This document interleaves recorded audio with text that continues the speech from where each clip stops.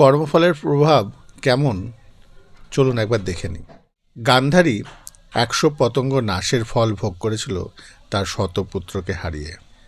মান্ডব ঋষি ফড়িং জাতীয় পোকাকে কষ্ট দেওয়ার জন্য তিনি তার কর্মফল ভোগ করেছিলেন শুলে উঠে।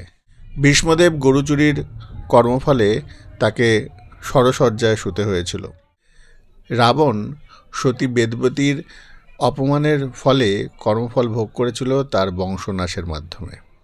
কুবেরের পুত্ররা অহংকারের ফলে কর্মফল ভোগ করেছিল যমলার্জুন বৃক্ষ হয়ে।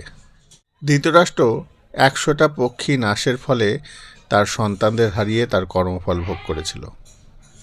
স্বর্গের রাজা ইন্দ্র ঋষিপত্নীর সঙ্গে অবৈধ সম্পর্ক করার ফলে তার কর্মফল ভোগ করতে হয়েছিল তার শরীরে 1000টা যৌন অঙ্গ ধারণের মাধ্যমে।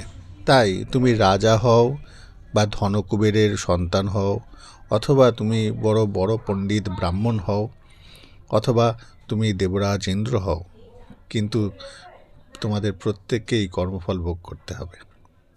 তো মনুষ্য ভাবে যে আমি অমুক মন্দিরে গিয়ে পূজা দিলে আমার পাপ ক্ষয় হয়ে যাবে, অমুক স্থলে গিয়ে স্নান করলে আমার পাপ ক্ষয় হয়ে যাবে। যদি পাপের মতন হয় তাহলে তোমার কর্মফল তোমায় ভোগ করতেই হবে।